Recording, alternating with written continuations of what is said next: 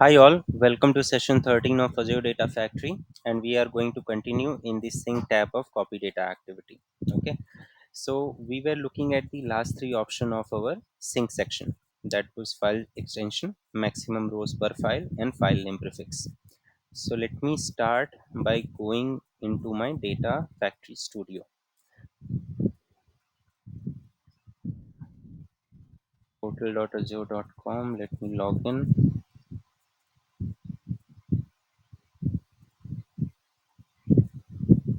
Okay, Azure Data Factory resource group. ADF demo shut.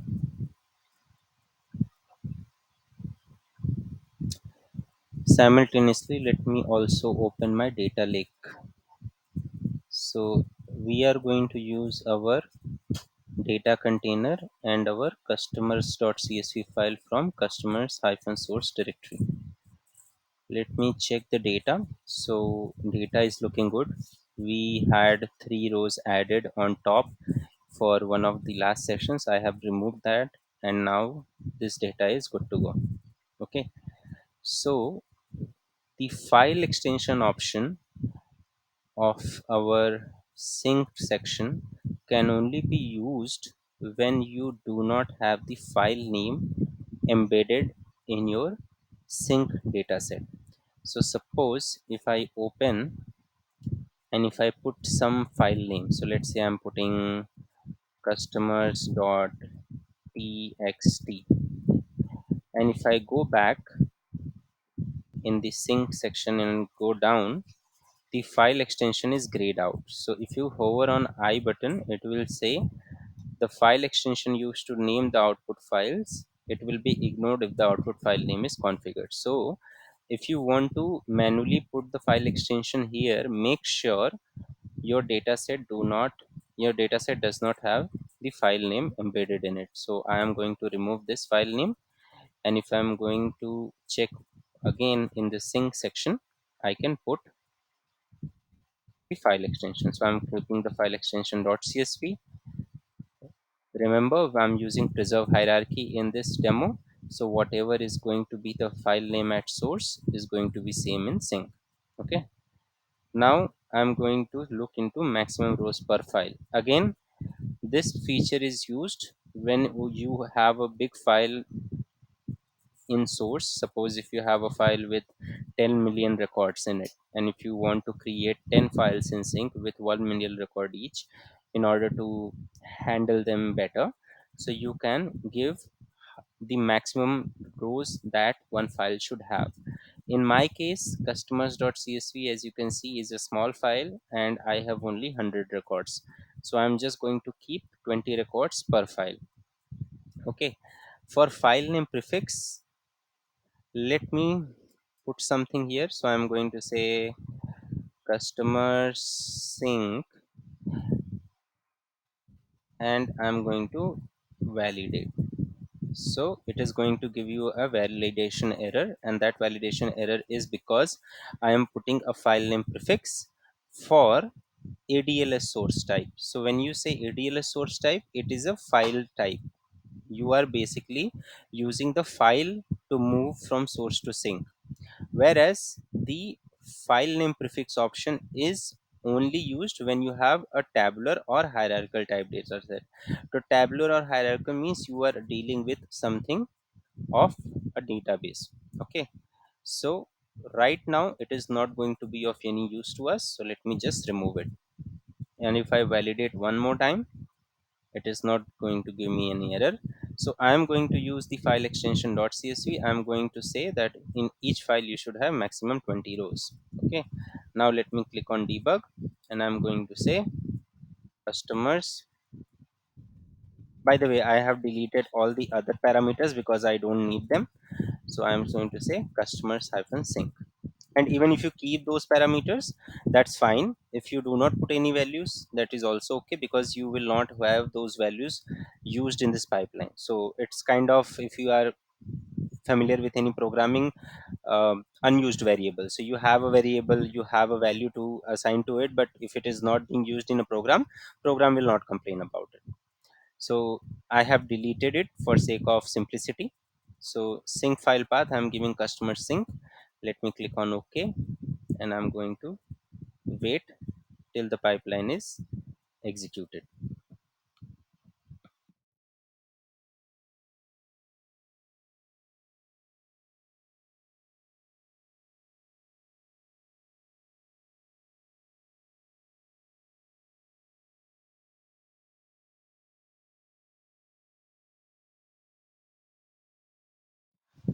Pipeline has been successfully executed. Let me check. Yeah, so data has been moved from source to sync, and if you see, the files read is 1 and files written are 5. That means we have 5 files with 20 records each. So number of rows read 100, number of rows written is 100. So that means we have full copy. Now let me go back to my data container, and I'm going into my customer sync directory. Remember, whenever you are creating partitions, it will always start with 5 zeros and it will go down then. Okay. So if you click on this and if you go to edit, you will see that you have 20 records. And similarly, if you go back and click on this, you will have 21 to 40. So likewise, it has divided data into 20 records per file. Okay. Now let's see the last option of our sync section, that is file name prefix. So as you saw just now that you cannot use it with ADLS source type because it is specifically designed for tabular data. So when you say tabular data, it means it can be used with the database type source. Okay, so let me go back to my resource group and let's create a database. So go to create, type Azure SQL, open Azure SQL, click on create. I'm going to use single database since it is just for demo, and I'm going to go for the supply offer. So what it is going to give you is, it is going to give you first 100,000 vCore seconds and 32 GB of data and 32 GB of backup for free. So this is enough for us. We are not going to use it for more than 100,000 vCore seconds, so that's fine. Let me give a database name. I'm going to give sales database as a name.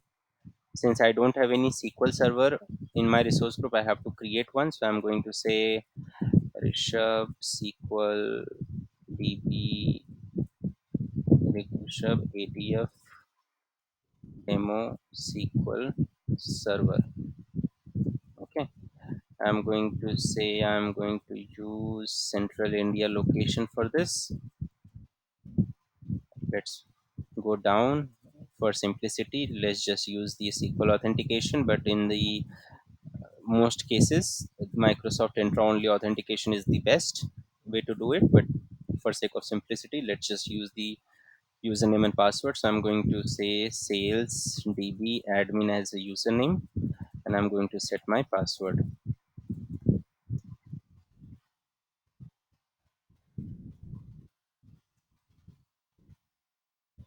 Okay, let me click on this. Don't touch anything in compute and storage. Let's keep it as it is. Now, if you see here, behavior when free offer limit reached, make sure this is enabled. So what it will do is, just in case you forgot to delete this server and your limit of 100,000 vCore second is exhausted, it is going to auto pause the database. So you will not you will not incur any charge if by default you do not delete or pause this database. Okay, so keep this option as checked. Let me go to networking. I want to access the database from the public endpoint. Private endpoint is, however, much secure, but for sake of our demo, public endpoint will do. Now I'm going to use allow Azure services and resources to access this server. This way, our Azure Data Factory will be able to communicate with this SQL server. And in order to use our laptop, just a second.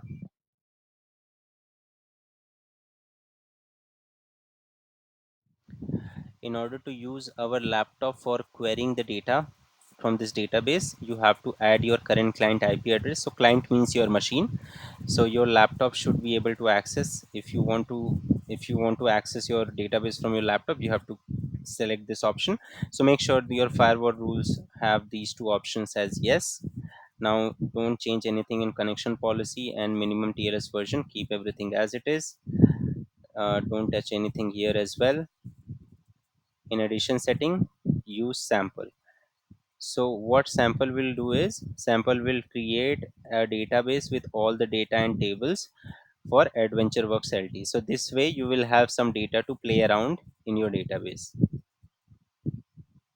Let me go and click on tags. I don't want to change anything here. Let me click on review and create. So just remember to check the estimated cost. If you have done everything right, you should see zero storage cost per month and zero compute cost per month, and here also you should be having zero only. Okay, this is because of the offer that you have got. You can see the offer applied. First 32 GB storage is free, first 100,000 week or seconds are free. Okay, remember the sales db admin is our server admin name. Now let me create. It is going to validate and the deployment has started. Now it takes couple of minutes to complete the deployment, so I'm going to pause this video. We will start once the deployment is complete.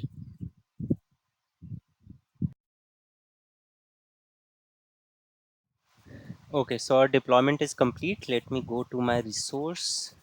Our sales database is ready. Let me go to my query editor. Everything is pre-populated, so I just have to click on login.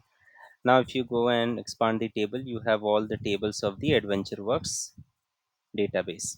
So it's a sales database, so that is why it is having a sales lt dot.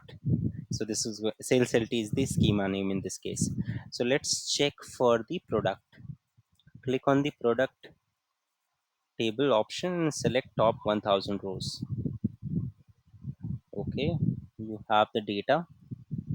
Now let me see. Yeah, so data is looking good. Now suppose we want to fetch the data from the product table in form of CSV files and store it on our data lake. And if you want to do it using our data factory copy activity, then we have to make some objects. So the first object that we have to make is a link service, and using that link service we have to create a data set that will point to this products table. So let me go to my manage section. Let me click on this, and I'm going to use Azure SQL. So you type the Azure SQL as a connector. Now let's suppose I'm using link service Azure SQL and I'm going to use products. So follow the naming convention. I'm going to use auto resolve integration runtime. Click on your subscription. Server name is going to be auto populated. Use your database name, and I'm going to use SQL authentication. Sales DB admin is pre-populated, but for password sometimes it uses of old session. So you delete the password and retype it, and then click on test connection. Connection is successful. Your link service for Azure SQL is created. Now let's go back and create a new data set. To go to data set, click on new data set. Again, the data set type is going to be Azure SQL database. Click on continue, link service, Azure SQL table source. Now the link service, oh sorry, it's going to be a data set, not link service. I'm going to use Azure SQL product link service. It is going to give you all the names of the tables of the database. So I'm going to choose product. Okay, I'm going to say from connection store, click on OK. Let's click on preview data. Now if you are able to see the data in your data set, that means everything is working fine. Okay, we are now good to fetch this data in our data lake using our copy activity. Now click on your pipeline, click on your copy data activity, and you have to now replace your source from this particular data set to your table source. Now if you click on preview, you are automatically getting sales lt.product, as your data table. Here, just keep everything as it is. You don't have to change here anything. Now you go on sync. So earlier, you remember we were getting issues when we were putting file name prefix. Now let me keep this CSV as it is. Let me remove this one and let me put here the just a second.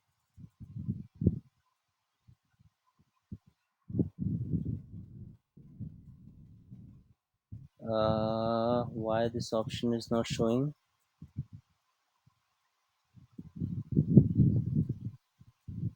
So you have source, you have sync, ADLS sync. Let me open this, and yeah, I don't have it here. So let me go back, preserve hierarchy.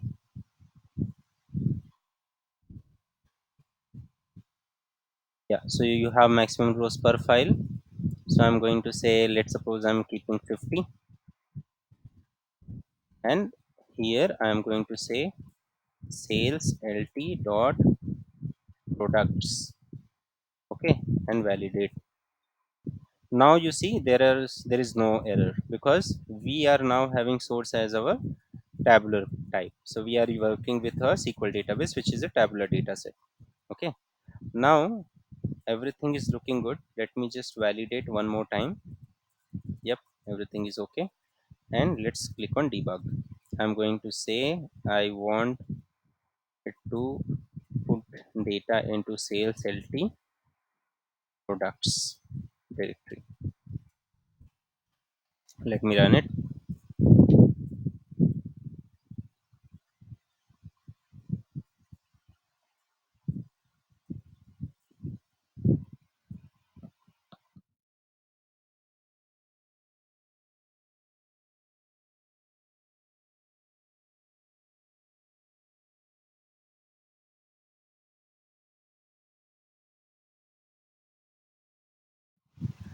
It's completed. Let's click on the specs. So there were 295 rows in the source table, and we have got total 6 files. So 6 files means last file will have only 25 records because no 45 records, because we had said that we want only 50 rows per file. Okay, so it has taken like 300. The capacity is of 300 rows, but we only have 295, so last file will have only 45 records. So let me go back and go to the data lake. So let me go to the data lake, click on containers, go to data, go to sales lt products. So if you see sales lt 0001 dot product dot csv, this is how it is coming. Okay, I think I messed up the name. Let me do one thing. Let me just remove this products table, delete it here, and in the sync, instead of giving dot, let me put sales lt underscore, validate, and click on debug. Sales lt products.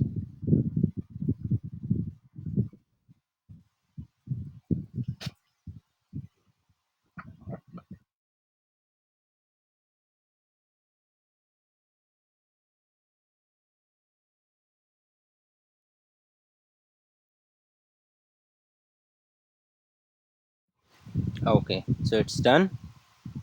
Yeah, 6 files, everything is looking good here. Let me go back. We have products. Yes, so if you see sales lt underscore product underscore 00000, so it will always start with the 5 zeros as the first file and will go on. Now if you click on first file, you will see in edit section you will have around 51, so that means 50 rows. Okay, whereas I think if you go in the last file, the 0005, you will only have 45 rows, so that means only 46. Yeah, so this is how it is. Okay, So in this section, in sync section, we had these last three options: file extension, max rows per file, and file name prefix. So we are done with this. In the next session, what we are going to do, we are going to use this copy activity to build our knowledge of the other activities of the data factory. Okay, so I'm going to show you every activity in detail. Mapping, settings, and user properties, these are optional. Basically, you create these when you want to uh, make certain transformations while copying the data, but most of the time copy activity is used in order to copy the data from one location to the another location as it is. Okay, so mapping, settings, and user properties are hardly used. Mostly you have to stick with the first three sections, that is general, source, and sync. If you are good with these three sections, 95-96% of the work of your data factory using copy activity will be done. Mapping and settings will be only coming in picture when you want to be a little more specific about how the data should be copied. So if you want to change the format of date, if you want to change the certain, column mappings and etc., I will show you that also. Let's just have one more session in which I will show you certain examples of mapping, how it is being used. And settings, you don't touch it. Basically it is managed by the ADF itself, until unless you have certain restrictions where you want to, change the degree of parallelism, etc. Most of the time developers don't touch settings. Okay, and user properties, again, you can auto generate, it will give you everything, and we don't use it that much. But again, I will show you mapping, settings, and user properties. So let's just go through this uh, three sections in the next session quickly, and post that we will start going deeper into the general section.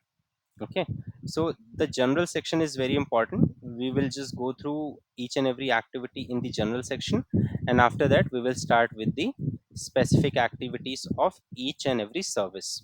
Okay, so thank you so much for joining me, and let's meet in the next session.